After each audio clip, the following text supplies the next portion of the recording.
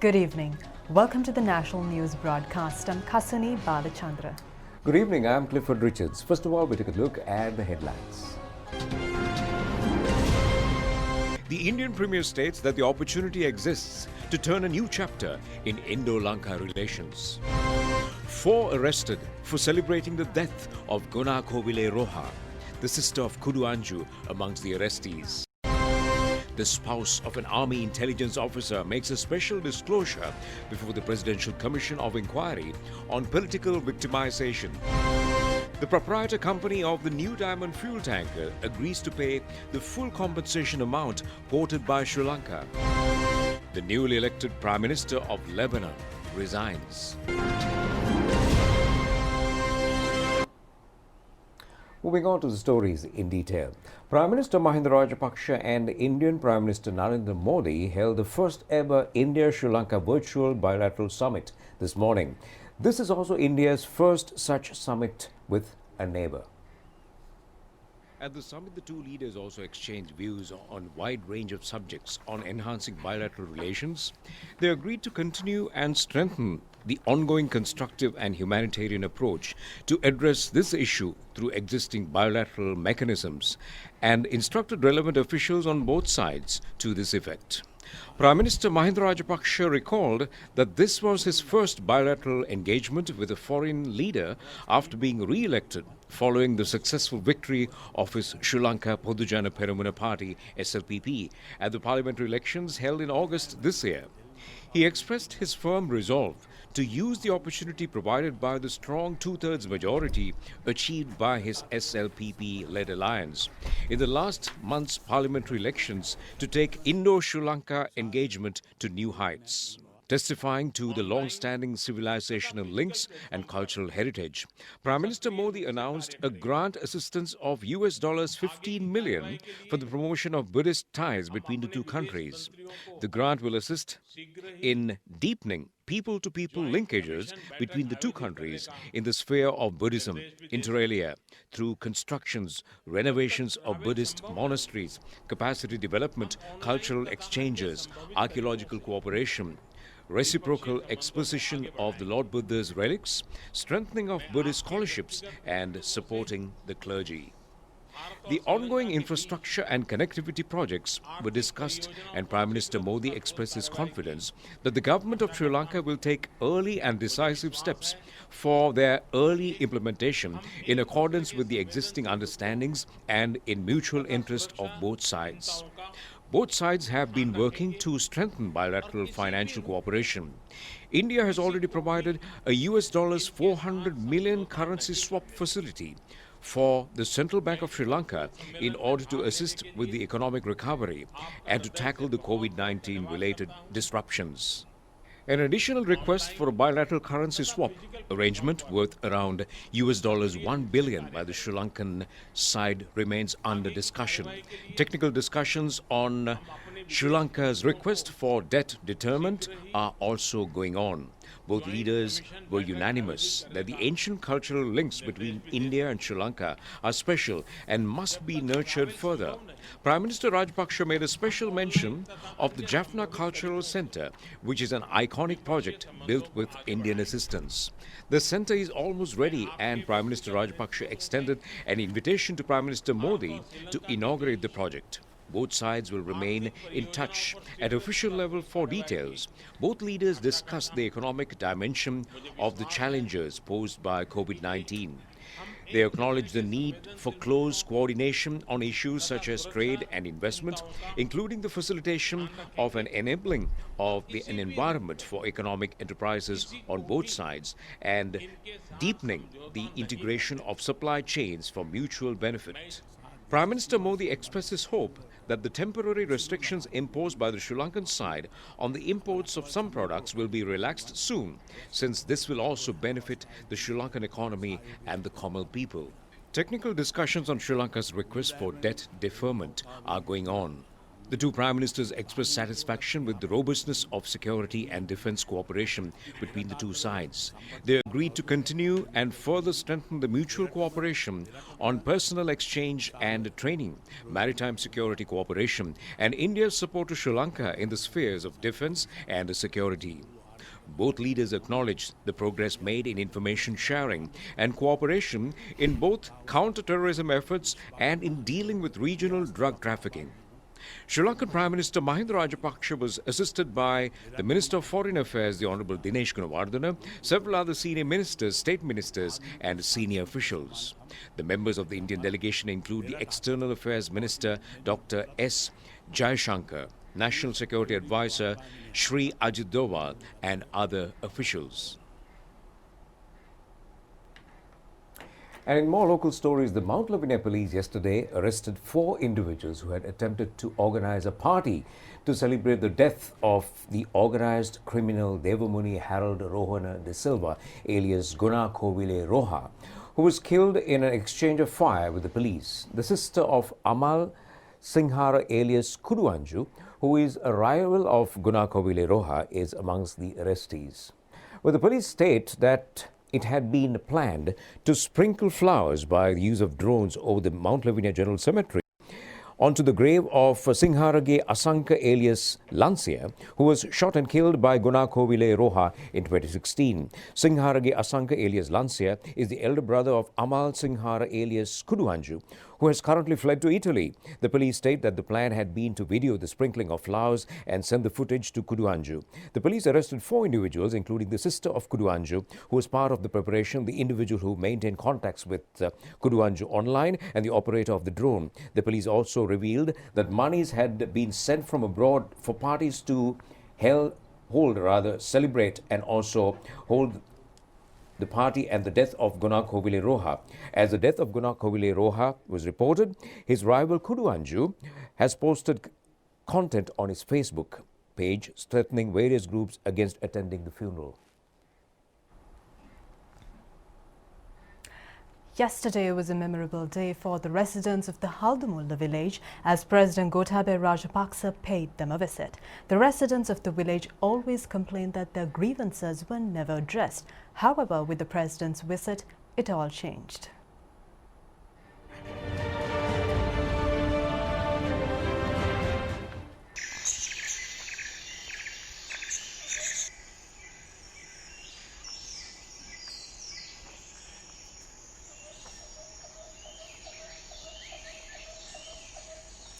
What you now see is the remote Haldumola village of Badulla, which is difficult to approach owing to the dilapidated access road. The area does not have electricity up to an extent of 20 kilometers. The residents have been adversely affected by invading wild elephants.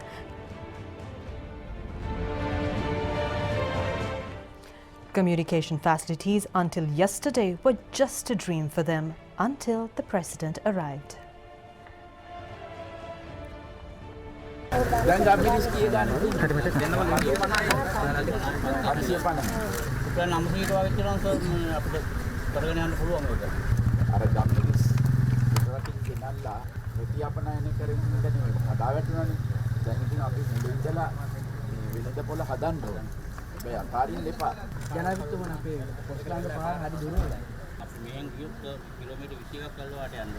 බලන්න මේ මොකද්ද මේ කියන පාර නේද අපි ඒකට පොදුවේම වැඩක් කරගෙන යනවා ඒ කියන්නේ උපු ලබා දෙන්න ඒක විස්තර දෙන්නකො එතකොට අපි ඒකත් පිළිවෙලට ඒක කරන්න කොපුතා වැඩ යරිජි මොනවද යට කරන්න පුළුවන් කො ලියුමක් තියෙනවද ඒක ගැන විස්තර තියෙනවද මෙන්න මේ මෑගේ විස්තර ඉල්ලගන්න මේ ජාතකයේ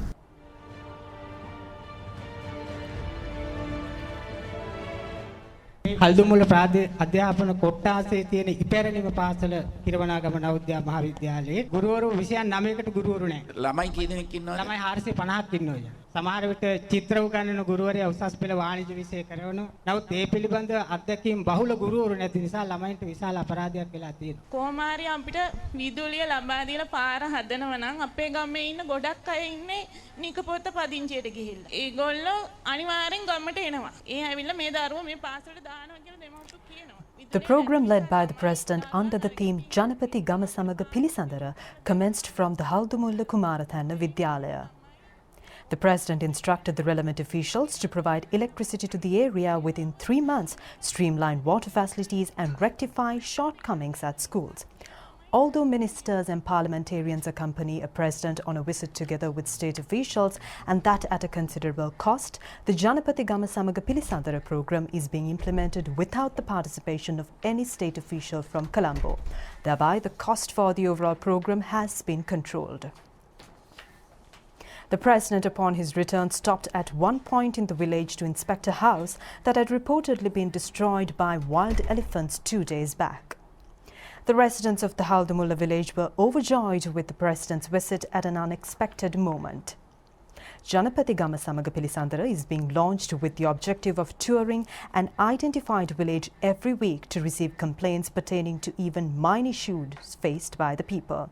President Gotabaya Rajapaksa may visit even your village in the near future at an unexpected moment, and this will be to grant solutions to unresolved issues faced by your area. The spouse of an official of military intelligence recording evidence before the Presidential Commission of Inquiry on Political Victimisation stated yesterday that officers of the CID had promised a sum of 60 million rupees and the opportunity to migrate to Australia or New Zealand, provided that the former Defence Secretary Gotabaya Rajapaksha's name is mentioned in connection with the abduction and enforced disappearance of journalist Prageet Eknaligoda. Evidence was recorded yesterday from Military Intelligence Corporal S.K. Ulugethera's wife, Sudarshani Maheshika.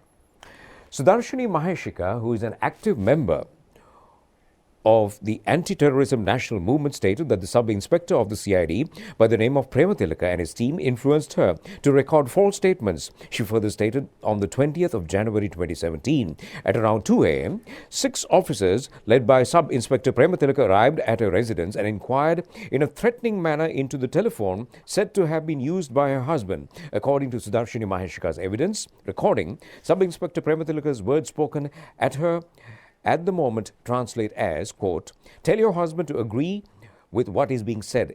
Implicate the name of Gotabaya Rajapaksha with this," unquote. She further stated before the Commission that officers of the CID had promised a sum of 60 million rupees and the opportunity to migrate to Australia or New Zealand, provided that former Defence Secretary Gotabaya Rajapaksha's name is mentioned in connection with the abduction and enforced disappearance of journalist Prageet Eknaligoda. She added that when she refused, Sub-Inspector Prematilaka obtained signatures onto a sheet of paper and left the residence. Sudarshani Maheshika also stated that her husband was a military intelligence officer. He never returned home clad in uniform. However, in such a backdrop, one day her husband was being dragged along the road while he was in uniform by Sub-Inspector Prematilaka. In a manner a criminal is dragged along. She stated that assault was attempted on her husband and recalled the allegedly threatening words spoken by Sub-Inspector Prematilaka on that day, which translate as, quote, "Take a photograph of your husband in uniform and preserve it. Unable to say when you will see him again. These are licensed thugs. Accept that a Mahinda government will not come into power for another 20 to 25 years, unquote. Former Director of the CID, Shani Abesekara, Sub-Inspector of Police Prematilaka, Sergeant Mendes were escorted to the Commission amid stiff security of the prison guards. Upon completing the evidence recording, Sub-Inspector Prematilaka was made to stand up, and the Commission queried from Sudarshani whether she can recognize the officer who victimized her. At that point, she identified Inspector Prematilaka and stated that she will never be able to forget this individual, and said also the CID officers. The Sub-Inspector of Police Prematilaka, however, refused to record a statement pertaining to evidence brought against him in connection with the abduction of journalist Prageet Eknaligoda. Meanwhile, recording evidence before the Presidential Commission yesterday, retired Sergeant of Military Intelligence Chandrabhay Jayasuriya stated that CID officers influenced him to state that the abduction and assault of journalist Keith Noya in 2008 occurred upon the requirements of the then Defence Secretary Gotabaya Rajapaksa. He further stated that the CID had notified him to record a statement pertaining to the incident on the 21st of November 2016. However, as of then, he had retired from the military and was overseas. He further stated that investigation officers on several occasions had demanded of his wife to reveal as to which Rajapaksa sent him abroad. Retired Sergeant Chandrabaya Jayasuriya further stated that on the 30th of March 2017, summons were issued on his wife to appear before the Mount Lavinia Magistrates Court. He added that on the day she was required to appear in court, he arrived in Sri Lanka, and after notifying the Magistrate Court of his arrival, the CID recorded a statement from him. Retired Sergeant Chandrabaya Jayasuriya also added in his evidence recording that he was intimidated on many occasions by Inspector of Police attached to the CID, Nishantha De Silva.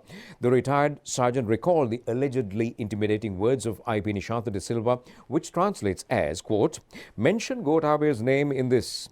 Use your brains. Think and answer. Thereafter, you will be able to live happily," unquote.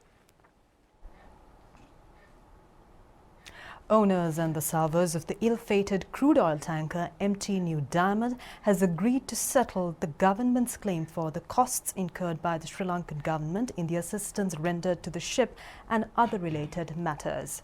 This was stated by the chairman of the Marine Environment Protection Authority, Attorney at Law Darshani Lahandapura, following a meeting held at the Attorney General's Department today.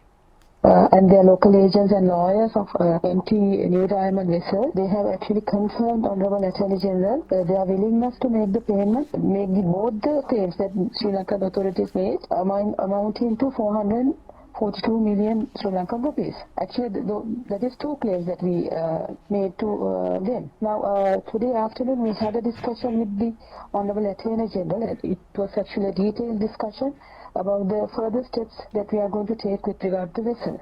So actually we have already submitted an interim report prepared by an expert panel comprised, establishing that there's oil pollution occurred in our marine zone due to this oil spill. Actually, MIPA in the process of quantifying the damage caused to our marine environment and restoration cost with the support of experts from various universities and with other agencies like MIPA, Manara and Fisheries Ministry with their support. We are actually trying to establish quantify the damage caused to our marine environment plus the restoration cost. This actually is a very cumbersome process and will take actually few weeks for us to quantify the damages and the restoration cost. And on the other hand, the legal proceedings will be continued and the master of the vessel will be produced before the Colombo Magistrate Courts on the 29th of this month. Meanwhile, the matter was under discussion at a seminar to mark the World Maritime Day yesterday in Colombo. So if a particular vessel has been salvaged, up to the vessel's value, salvage claim can be entertained. So you can file for the obtaining of such an amount. That does not mean that you will get it. It all depends on how you prove the claim in the court, right? So whatever the claims you prove, you will be getting it. Now, under the Salvage Convention, it says this convention will not apply to the statutory salvors. Now, what we have performed as a government through the Navy and maybe through MIPA is statutory salvage, right? We are statutory salvors. Now, statutory salvors has a duty here because, as I told you, that it happened in our waters. There's no question about these infresh waters. It is our pollution prevention zone. So it happened in our waters. We have the right to enter to the ship. We have the right to take all the necessary steps with regard to this as the statutory salvo. Now, when we did that exercise as a statutory salvo, and then came the Schmidt from the owner's side as contractual salvo. Now, they are the contractual salvo. They fall within the meaning of the Salvage Convention, where their entitlement to the reward derives from the Salvage Convention. But however, statutory salvo costs and rewards are based on the traditional customary law in maritime law. Because maritime law is not a new modern law. Many people think that maritime is a new law. No, this has been there, I think, pretty much in the history, way back in the history for many years, right? So most of the maritime laws are based on what we call the customary practices. regarding this salvage claim reward, it's also based on the customary law. But you say, like, if somebody says 1/4 of the ship's value, or in this particular situation we could have secured a reward of 700 million USD. Is some calculation deriving from the customary law that prevails, not from the convention?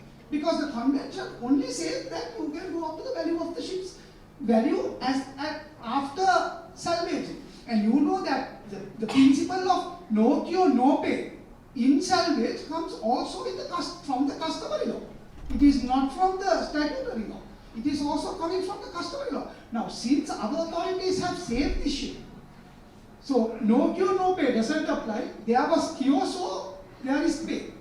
So we are entitled for the reward there.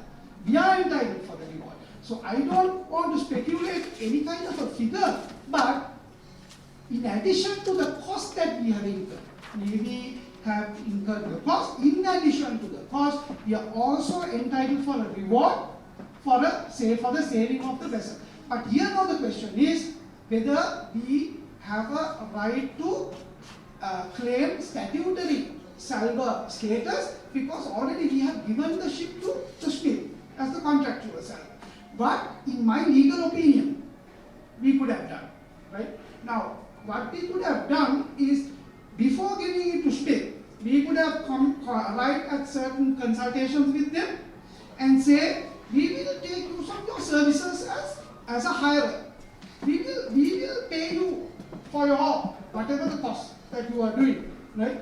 But our role as a statutory salvor, let that remain with us. We could have become a co-salvor. We have much better right as a statutory salvor than Smith, because this happened in our pollution prevention zone. Had it happened in the high seas, beyond no exclusive economic zone, then of course we only have the right under the Intervention Convention to go board, control the fire, and do whatever necessary only. But here, since it happened in our exclusive economic zone, especially the pollution prevention zone, we have much more rights than what Smith had as a contractual salvor.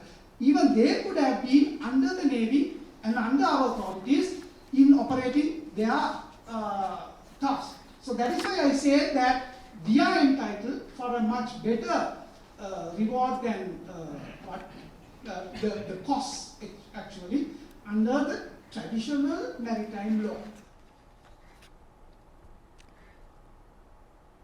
To bring you an update on the coronavirus pandemic, the number of novel coronavirus cases in the United States topped 7 million, more than 20% of the world's total, as Midwest states reported spikes in COVID-19 infections in September, according to Reuters tally. The number of COVID-19 cases in the United States topped 7 million Thursday, as states in the Midwest are seeing a spike in new infections. All Midwest states except Ohio reported more cases in the past 4 weeks as compared with the prior 4. South Dakota had the biggest percentage jump at 166%, with over 8,100 new cases, while North Dakota's new cases doubled to over 8,700. Many cases in those states have been linked to the annual motorcycle rally in Sturgis, South Dakota, that yearly attracts hundreds of thousands of visitors. California leads the country with over 800,000 total cases, followed by Texas, Florida, and New York. U.S. confirmed cases are the highest in the world, followed by India and Brazil. Months into the pandemic, over 700 people die in the United States from COVID-19 every day, with the country averaging 40,000 daily new infections. Top U.S. infectious disease expert Dr. Anthony Fauci has said he would like to see the number fall below 10,000 per day before flu season starts in October. Health officials and President Donald Trump have presented different views about the nation's health crisis. Trump, who is seeking re-election, claimed earlier this month that the United States was, quote, rounding the corner on the crisis. Fauci contradicted the claim the next day, saying the statistics were disturbing. The latest milestone comes just days after the nation surpassed 200,000 COVID-19 deaths, the world's highest death toll from the virus. More stories on the other side of this break. Welcome back, and moving on with more local stories. Chairman of the Presidential Task Force on Economic Restoration, Basil Rajapaksa, states that the manufacturers of fruit drinks need to increase their production capacity and purchase more farmland produce. He proposes to reduce production taxes to facilitate this task.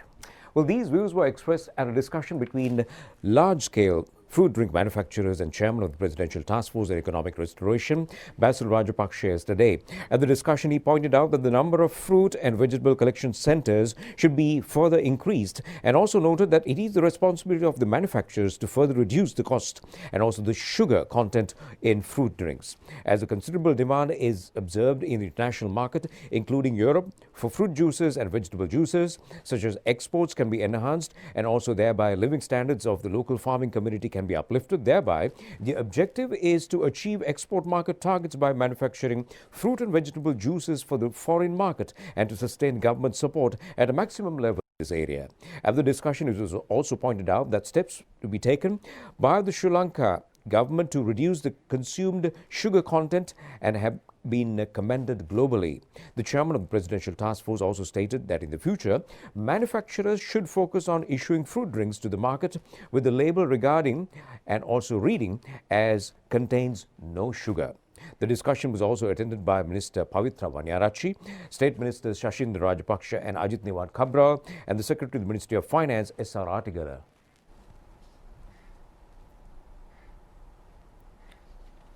Testifying before the Presidential Commission of Inquiry probing into the Easter Sunday attacks, former commanding officer of the Police Special Task Force, retired senior DIG M.R. Latif, stated that since 90% of the officers of the State Intelligence Service are police officers themselves, they have the power to arrest suspects. However, in contradiction, former director of the State Intelligence Service, Nilanda Javardhana, in his testimonies before the Commission previously stated that officers of the Intelligence Service do not have the power to arrest suspects, and therefore Zaharan Hashim could not be arrested.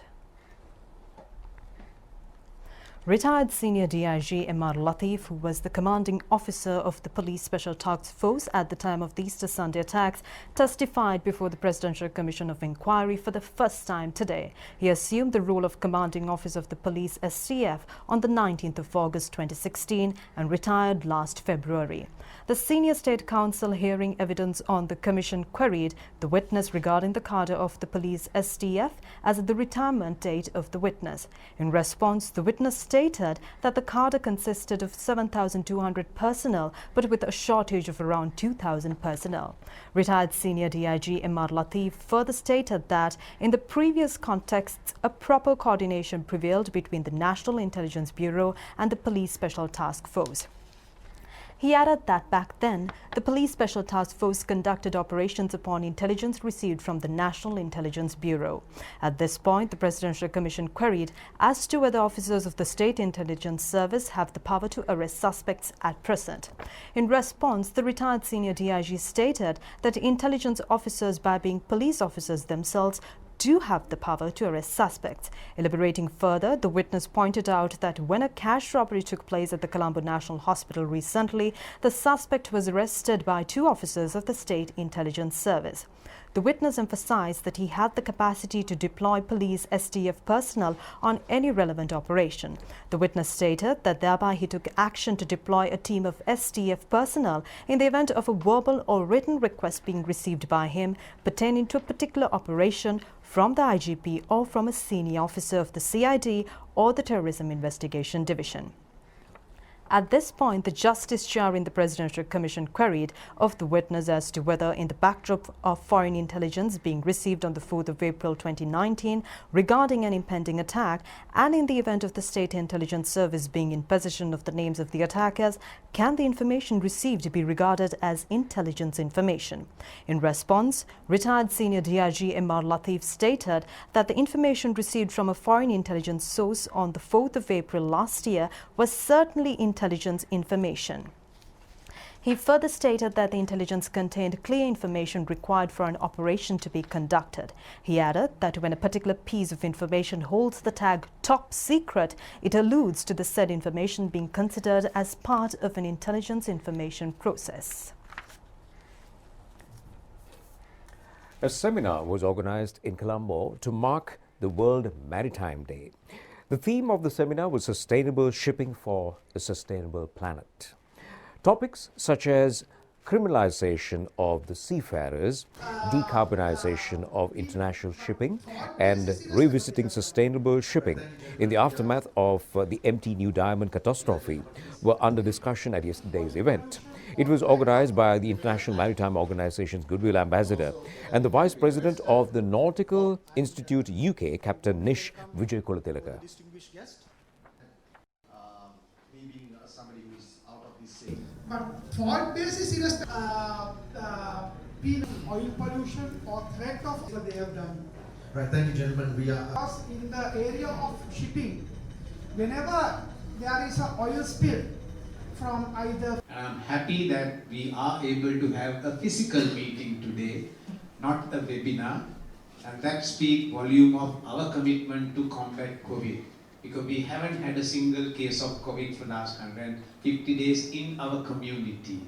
Now, our economy is not in a good shape. In fact, our economy was not in a good shape when we came to 2019. In the SAARC region or South Asian region, we were just above Afghanistan, and we know SAARC is not a very rich region, and Afghanistan is not a good country to compare, but we were there.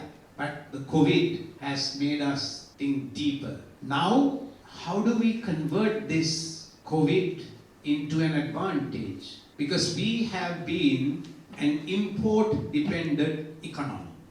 Everything to Sri Lanka practically, except tea, rice, and coconut, came to us by the sea, right? So we were an import-dependent economy. But now we need to change that to an export-oriented economy. But it's easier said than done. To be an export-oriented economy, do we have the resources required? And I would argue, yes, we have enough. We have a good soil, we have good weather, we have enough water, we have enough sunlight. We need to convert these things into agriculture, production. There is a growing demand in the world for fruits and vegetables from Sri Lanka. So that is our future, an export-dependent economy for the future. Well, the 61st commemoration of the founder of the Sri Lanka Freedom Party, the late SWRD Bandaranayake, falls today. A special commemoration ceremony was organized opposite the Bandaranayake Memorial at Horogulla in Nittambua under the patronage of former President Chandrika Bandaranayake Kumaratunga today. The late SWRD Bandaranayake, upon gathering together 5 strata of society, namely Sangha, Veda, Guru, Gobi and Kamkaru segments, formed the Sri Lanka Freedom Party on the 2nd of September 1951. He was assassinated by a gunman on the 26th of September 1959. The 20th commemoration of the late former Prime Minister Sirima Bandaranayake and the 12th commemoration of the late former Speaker Anura Bandaranayake was also held alongside today's event. The ceremony was also attended by Sunetra Bandaranayake and the relatives and the General Secretary of the Sri Lanka Freedom Party, Dayasiri Jayasekara, and party activists. Today is the 9th day of the Colombo International Book Fair. It is scheduled to be concluded tomorrow, and a large number of book lovers have visited the mega exhibition today as well.